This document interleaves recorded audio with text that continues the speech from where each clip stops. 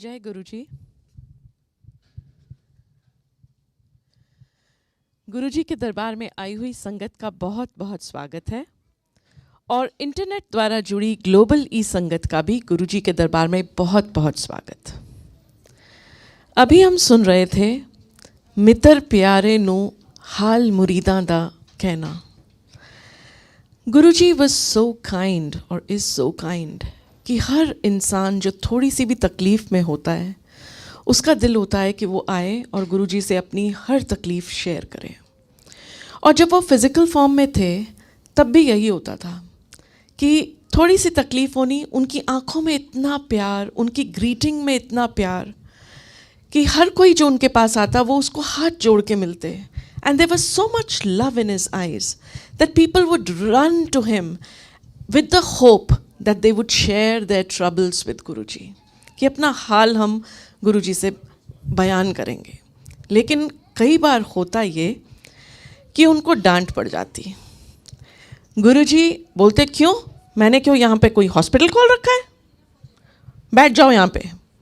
और कभी कभी इतनी हार्शली डांट के उस पर्सन को बिठा देते जो इतनी हिम्मत करता उनसे बोलने की कि गुरुजी मुझे ये तकलीफ़ है। वो उसको हो तुझे इतनी बड़ी तकलीफ़ है या पुछ या ये, तो उसको और एग्जैजरेट नहीं करते थे। Rather he would just snub the person कि चुप हो जा और बैठ जा और बैठकर शब्द सुनो। You know this sometimes confused me so much कि इतना ज़्यादा प्यार एक ऐसे महाशिव जो अपनी संगत की तकलीफ़ों को अपने शरीर पे ले लेते थे। I have heard that he would take your illnesses on his body. उनके पैरों के नाखून काले हो जाते थे because he would actually take on the cancers of people. He would throw up blood at night. क्योंकि जब दिन में कोई उनके पास अपनी तकलीफ़ों के साथ आता वो उसकी तकलीफ़ को खुद पर ले लेते। और इतनी दया, इतना प्यार करने वाले वो जब कोई अपनी तकलीफ़ बताता तो उसको डांट क्यों देते थे, समझ नहीं आता था। But it took me some time to understand why would he do that. क्यों इग्नोर करो उस बात को, अपनी तकलीफ़ को बढ़ा के मत बोलो, चुपचाप बैठ जाओ और क्या करो। वो बोलते थे शब्द सुनो। क्यों शब्द सुनो, शब्द सुनने से क्या होता है? क्योंकि जब हम बैठकर शब्द सुनते हैं तो स्लोली हमारा दिमाग अपनी तकलीफ़ से हट जाता है। And as we reach that state of blankness, that is where he communicates with you in your mind as your thought. There are so many gurus in the world that we have heard of, जो आपको इतना प्रवचन देते हैं, इतना guidance देते हैं, इतना कुछ बताते हैं, but that is more of a self-grandiose, you know, he's kind of. But when Guruji snubbed you and he made you sit down and he gave you your solutions in your head in the form of the shabads that were running that day, he knew किसकी क्या तकलीफ़ है और वो शब्द उस हिसाब से चुना जाता था। उन्हें पता होता था कौन आएगा, किस दर्द के साथ आएगा और कौन से शब्द से उसको कौन सा जवाब मिल जाएगा। और कभी कभी जब आपको शब्द में नहीं भी समझ में आते तो उसको अपने आप एक आइडिया दे देते दिमाग में, उसकी प्रॉब्लम का सोल्यूशन। तो इससे ऐसा क्यों करते थे?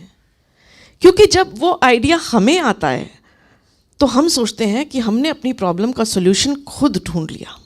It builds our confidence, it gives us strength. He did not want to keep it to himself, although he was giving you the idea. He wanted to give you confidence to face your problem, to face your life.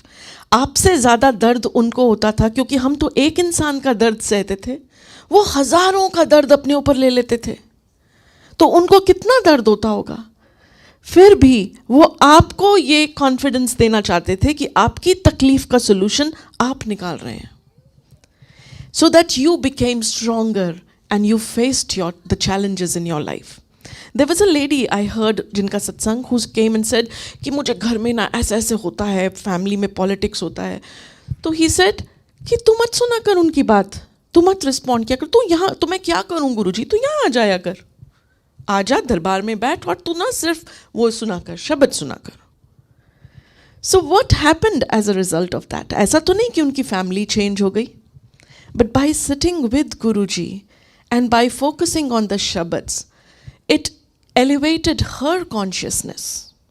And once her consciousness was elevated, people who did not have that consciousness, when they reacted in a certain manner, she understood it and it did not affect her personally. तो उनको असर होना बंद हो गया. वही चीज़ें अभी भी चलती थी लेकिन अब उन्हें तकलीफ नहीं देती थी. सो गुरुजी के पास आकर बैठने का एक मैजिक है. वो आपको बोलेंगे कुछ नहीं, सिर्फ शब्द पे ध्यान दीजिए, यहाँ पर उनकी ब्लेसिंग्स गैदर कीजिए. दरबार में जितनी बार आएंगे, trust me, there is some problem. First of all that you are in the darbar itself is a blessing, because it means he has called you to him to solve something that is nagging you or that you perhaps do not even know of in your life. इतने दयावान गुरुजी कि आपकी तकलीफ़ों को अपने शरीर पे ले लें और फिर भी आपको एहसास भी ना होने दें कि वो आपकी प्रॉब्लम्स में आपको कैसे हेल्प कर रहे हैं और आप ही का कॉन्फिडेंस बढ़ाएं. We are so lucky that we have this darbar where we can come and sit with Guruji. And not just those 3 days when we have the satsang, that is on Mondays at 6 p.m., on Thursdays at 6:30, and on Sundays at 1 p.m.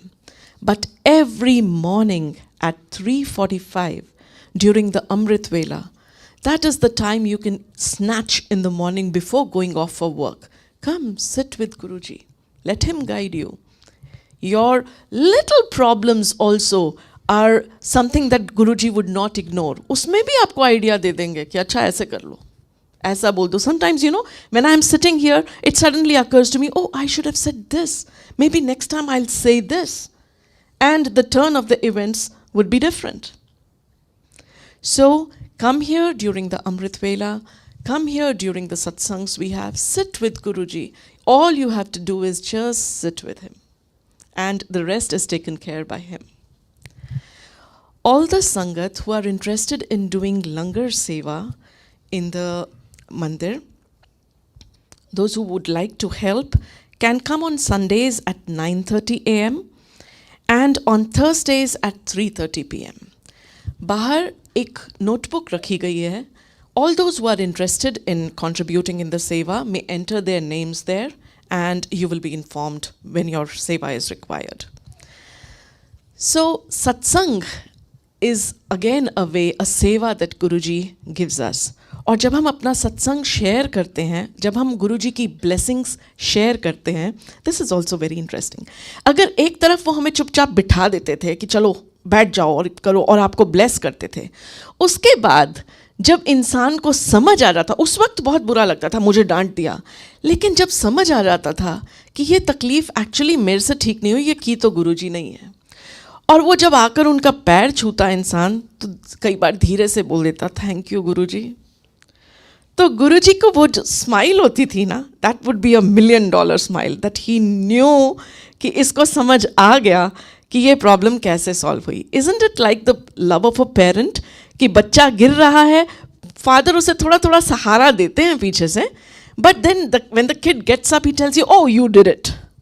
The kid knows that maybe that help I got, but it builds his confidence. So शुक्राना जब हम गुरुजी को करते हैं, गुरुजी को बहुत पसंद आता है, क्योंकि उनको पता चल जाता है कि वो जो साइलेंटली वो आपकी हेल्प कर रहे थे, उसको आप एक्नॉलेज कर रहे हैं और आप समझ रहे हैं. So आज का सत्संग की सेवा है अश्विनी अंकल की. I would invite him to please come and share his सत्संग. आइए. जय गुरुजी.